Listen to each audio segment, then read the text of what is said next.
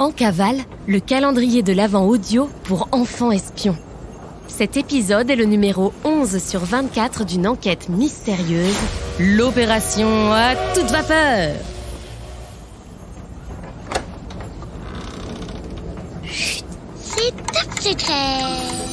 On est en cavale. On mène l'enquête.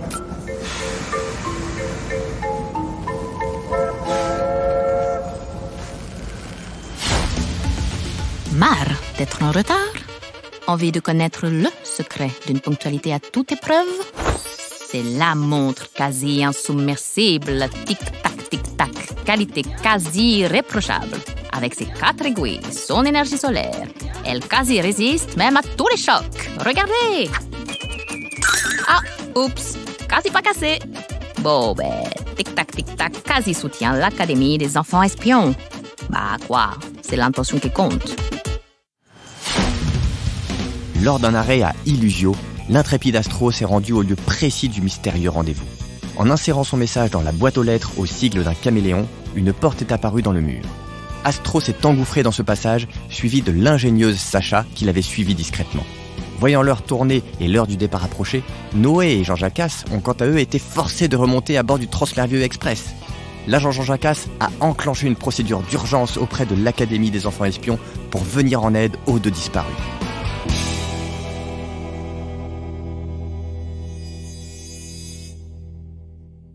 « 11 décembre, 8h32, dans la pièce secrète du wagon bibliothèque. » Je vois. Vous en êtes certain? Qu'est-ce qu'ils disent? Oui, bien sûr. Merci. L'ambiance est tendue dans la salle secrète du wagon bibliothèque. L'agent Jacasse n'a pas fermé l'œil de la nuit et virevolte dans tous les sens. L'alerte a bien été lancée. Oh, thank God! Mais j'espère qu'il n'est pas déjà trop tard. 11 décembre, au même moment, à Illusio. Astro et Sacha ont été parachutés dans un endroit absolument fabuleux. On dirait un genre de parc d'attractions des illusions où tout n'est que jeu, rire et projection merveilleuse de la réalité. Waouh! Elle court d'attraction en attraction, tout est gratuit, il n'y a la queue nulle part et elle s'amuse comme des folles dans cet endroit extraordinaire qui n'a ni queue ni tête. Je veux rester ici toute ma vie. Tout est tellement merveilleux. Astro est bien d'accord avec Sacha. Elle en a même oublié la raison pour laquelle elles étaient arrivées là. Et quand? Il y a quelques minutes? Quelques heures? La seule chose qui les ramène à la réalité est qu'elles commencent à avoir vraiment faim. Astro farfouille dans son sac pour attraper sa gourde et un encas. Elle tombe sur la montre confiée par Thérèse la veille. 8h34. 8h34? Cette montre doit être cassée. Sacha, quelle heure il est sur ta montre? Sacha papillonne et n'écoute pas Astro. Sacha, il est quelle heure sur ta montre? Oui, ça va. Quoi? Détends-toi, Astro. Ça fait maximum 30 minutes qu'on est là. Jouons encore un peu. Astro prend le poignet de Sacha pour regarder elle-même le cadran de sa montre. 12h42? Je ne comprends pas. Sacha, quelle heure il était quand tu as regardé ta montre pour la dernière fois? 12h42, pourquoi? Ta montre, Sacha, elle est figée. Astro commence à regarder autour d'elle et voit les choses différemment. Sacha, nous devons sortir d'ici. Astro reprend la montre de Thérèse. 8h37, cette montre-là n'a pas l'air figée. 11 décembre, 10h53, à bord du Transmerveilleux Express. Dans la cabine B du wagon 1, Noé trépigne quand Jean Jacasse revient. Mais où étais-tu, toi? Ça fait des heures que je te cherche. Que se passe-t-il? Quoi? Bon, assieds-toi, gamin. J'ai des choses à te dire. Hein? Oh! Super! Il manquait plus qu'il s'évanouisse. Ah! 11 décembre, 4 minutes plus tard. Noé émerge doucement, ouvre les yeux, fait le focus sur l'agent Jacasse. Ça va mieux, gamin? Mais, coquin de sort, calme-toi. C'est pas possible de crier pour rien comme ça. Oui, je suis un oiseau qui parle. Bon, et je travaille avec Astro. Ah! Noé se lève doucement, recule vers la porte de la cabine et s'enfuit en courant dans le couloir. Ah, super! Ah! 11 décembre, 11h, à Illusio. C'est la douche froide pour Astro et Sacha. Elles ont compris que l'endroit supposé merveilleux où elles sont n'est qu'une illusion, mais surtout une véritable prison dans le temps. Astro essaie désespérément de trouver une issue à ce qui ressemble à un véritable cauchemar, mais cet endroit semble gigantesque. Elle tire Sacha par la manche jusqu'à une pièce qui ressemble à une galerie de miroirs. Leurs reflets s'étendent à l'infini en milliers de petites Astro et Sacha. Qu'est-ce que... Bien, agent Astro. Vous êtes sorti de l'enchantement du lieu. Impressionnant. Vos talents n'ont pas été sous-estimés. Il est temps que je vous en dise un peu plus. Il manquait plus que ça. Astro essaie de faire abstraction des miroirs pour trouver une sortie le plus rapidement possible.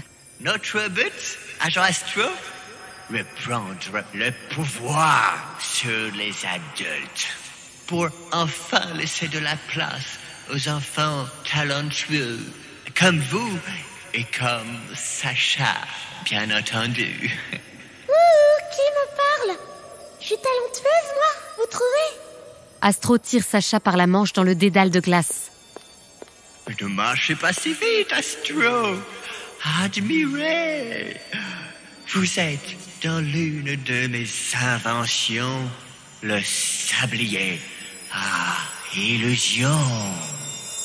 Avez-vous remarqué, Astro, comme les gens sont obnubilés par ce qu'ils ont envie de voir, envie de croire, plutôt que par les faits et la vérité? Je veux dire, les adultes. Les enfants, eux, aiment les faits, la science. J'ai toujours voulu un monde d'enfants où les adultes n'auraient plus leur place.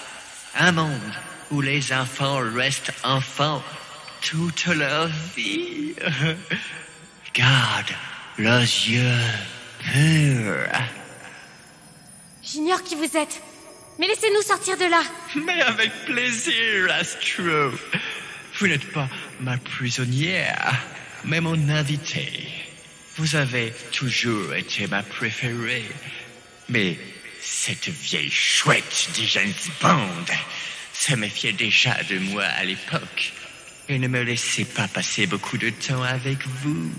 Sacha, jusqu'alors dans un état quasi hypnotique, se réveille doucement de l'illusion et observe les 1000 reflets autour d'elle. Astro, regarde nos reflets. Ils sont bizarres, non? Astro se concentre pour mieux observer. Sur le reflet en face d'elle, elle porte un pull rose en laine. Ce pull lui appartient, c'est vrai, mais... Mais je l'ai perdu l'année dernière. Ce reflet ment. Elle se retourne et observe encore. Aucun des reflets n'est juste. Sur certains, Sacha porte des chapeaux. Sur d'autres, Astro est en combinaison spatiale. Viens, Sacha, prends ma main. Ne la lâche sous aucun prétexte. Et courons jusqu'à ce que nous trouvions notre vrai reflet.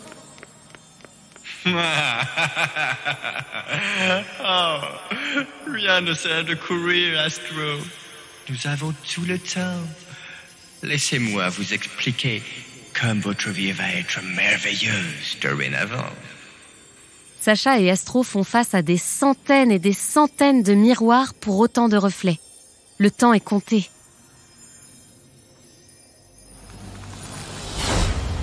Ouvrez la, ou plutôt les cases 11 de votre dossier d'enquête. Vous en voyez plusieurs ? Gare à vous de ne pas vous faire piéger à votre tour, car rappelez-vous, tout n'est qu'illusion. Pour sauver Astro et Sacha, ouvrez chacune des cases portant le nombre 11. Puis identifiez le seul et unique reflet exact d'Astro. Ensuite, dessinez son portrait sur papier libre et accrochez-le à votre fenêtre, tourné vers l'extérieur. Une patrouille de l'Académie des enfants espions prendra connaissance de votre analyse durant la nuit. N'oubliez pas de placer votre curseur de temps sur le jour 11. Nous reprendrons contact avec vous demain. Bon courage et à demain pour la suite de l'enquête.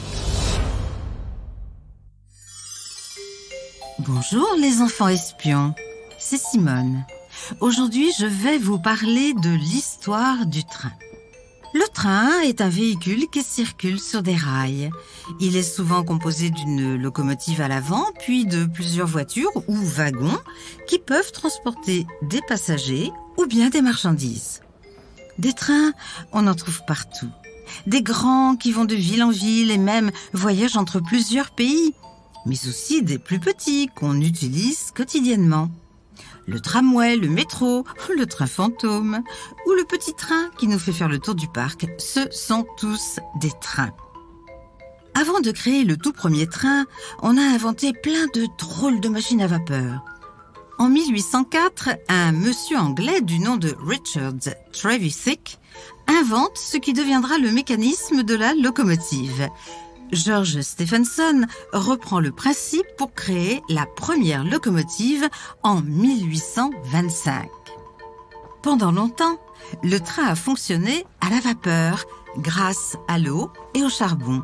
Puis, pour aller plus vite et réduire la durée du trajet, on a inventé le moteur diesel, puis le moteur électrique. Et le tchou-tchou des trains, savez-vous d'où il vient? C'était le son des premiers trains à vapeur, lorsque la fumée sortait de la cheminée de la locomotive. Tchou-tchou, tchou-tchou.